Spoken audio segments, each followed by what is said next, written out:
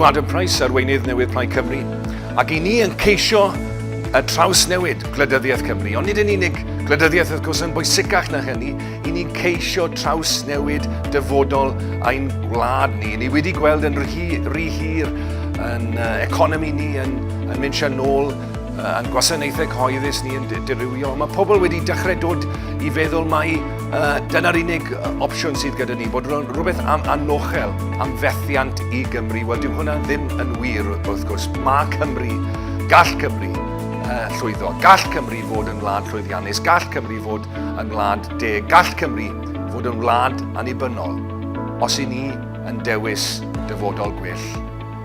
Mae yno i ni. Mae yna gyfle i red gyda ni i greu gwlad newydd. Ond mae eisiau chi fod yn rhan o hynny. Ymunwch gyda ni. Mae cynnydd o 3,500 wedi bod yn aelodaeth ni yn ystod y cyfnod diwetha.